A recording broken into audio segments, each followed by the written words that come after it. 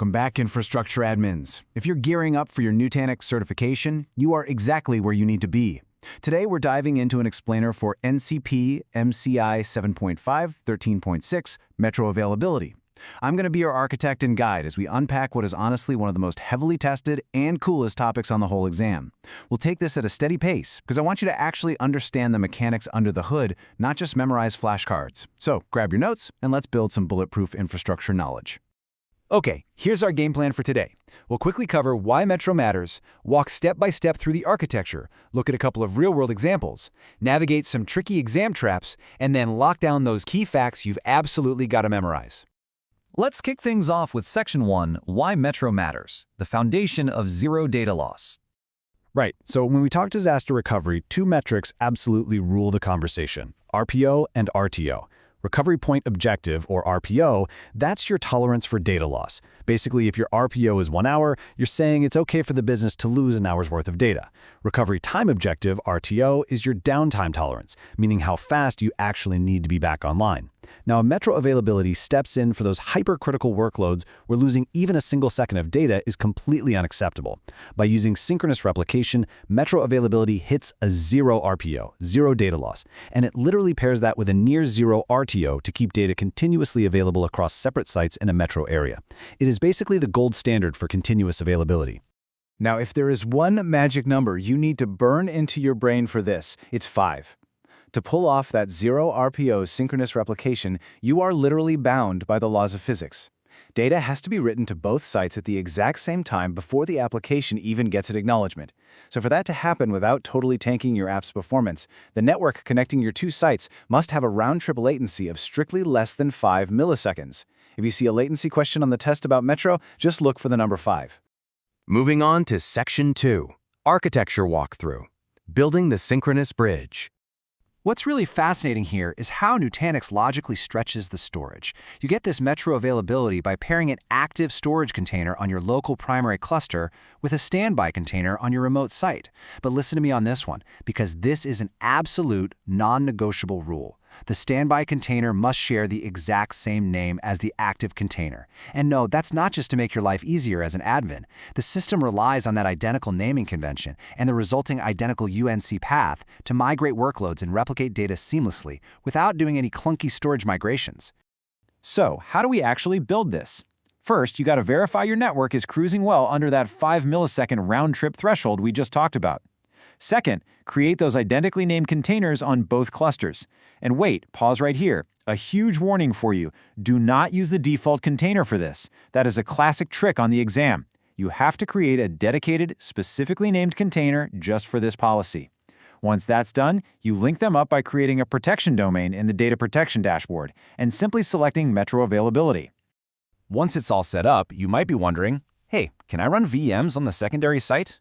Well, this is a brilliant illustration of the underlying I/O flow. While you technically can run VMs on the standby protection domain, Nutanix highly discourages it during normal day-to-day operations. Why? Well, because the standby container doesn't actually process VM I/O directly.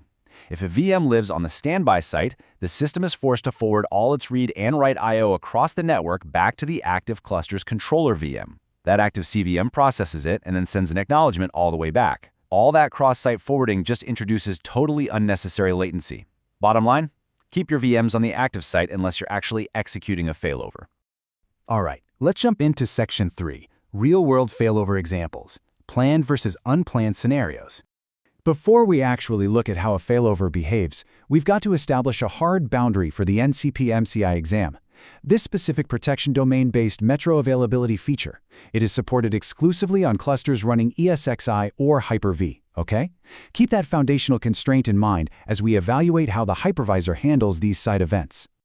Let's look at a planned maintenance event first to see how this builds resilience. Say it's a Tuesday night and you need to upgrade some physical core switches at your primary site. Because your storage container is logically stretched, you can just proactively live migrate your running VMs from the active site over to the standby site. Zero disruption to your running workloads. The hypervisor, whether it's using VMware's high availability, or HA, or Hyper-V's site-aware failover clustering, it just seamlessly moves the compute workload over. And the storage? It remains instantly accessible because of that synchronous replication link we established. Smooth and easy. But what happens when things go sideways in a really weird way? Let's talk about an unplanned storage-only outage in an ESXi environment. This is a super tricky edge case. Imagine your ESXi hosts are powered on. Everything looks perfectly fine. But their connection to the underlying Nutanix storage just suddenly drops. Because the physical hosts themselves didn't crash, a standard hypervisor HA event isn't going to trigger automatically. So your VMs are essentially just left hanging in the air with no disks to talk to. Okay, so this is exactly where the architecture swoops in to save the day. If you've deployed a Nutanix witness VM, which, by the way, sits out in an independent failure domain, it'll actually detect that storage failure. The witness automatically jumps in and promotes the storage on your standby site, making it the new active primary.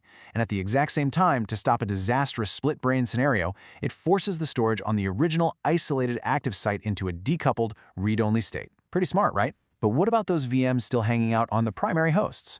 Well, Metro Availability leverages VMware's VMCP, Virtual Machine Component Protection, specifically its APD, or All Paths Down feature. You do have to manually enable APD handling on your ESXi hosts first, but once it's on, when the hosts detect that All Paths Down condition, they automatically fail those stranded VMs right over to the newly promoted secondary site.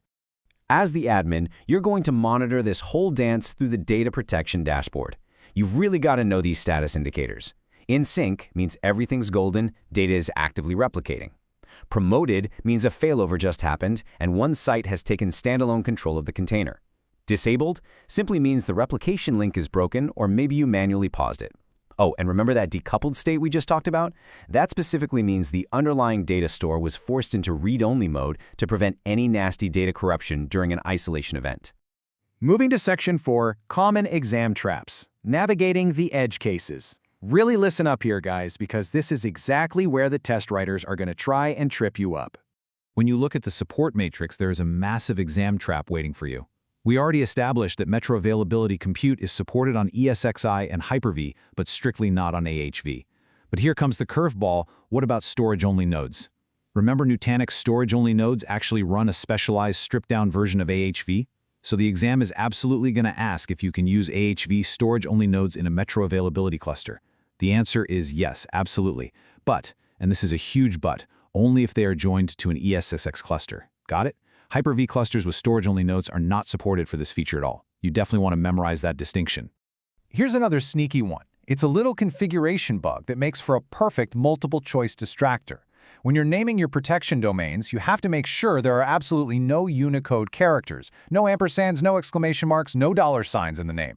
If you toss those in, both the primary and standby clusters will freak out and throw false positive alerts claiming the witness VM is unreachable even when your network is perfectly fine. So keep your naming conventions super clean and simple. Next up, let's firmly lock in what is not supported. I can practically guarantee these 4 limitations will show up as distractors you'll need to rule out. First, Metro Availability demands a minimum of a 3-node cluster. 1-node or 2-node clusters? Not going to work. Strictly incompatible. Second, volume groups. You cannot include them in these Metro Availability protection domains. Third, application consistent snapshots are completely unsupported in this architecture. And finally, cross-hypervisor disaster recovery, or CHDR, off the table. You absolutely cannot mix ESXi and Hyper-V across the Metro link. And that brings us to Section 5, Key Facts to Memorize, your pre-test checklist. Let's distill everything we've just covered down to the absolute must-knows. If you only take away a few things from this whole explainer, let it be this checklist. Number 1, hitting 0 RPO requires a round-trip network latency of strictly under 5 milliseconds. Number 2, your active and standby storage containers absolutely must share the exact identical name. Number 3, compute is supported on ESXi and Hyper-V only, with AHV permitted purely for storage-only nodes inside an ESXi cluster. And number 4, 0 support for volume groups and 0 support for 1 or 2 node clusters. Let's wrap up by looking at the 3 failure handling modes for when that synchronous link inevitably takes a hit. First, if you've got a witness VM configured, it fully automates the failover process. Easy. But if you don't use a witness, you've got to choose a fallback mode. Automatic resume means if the connection drops, the system waits a few seconds, then automatically disables Metro Availability so the active site can just keep running locally.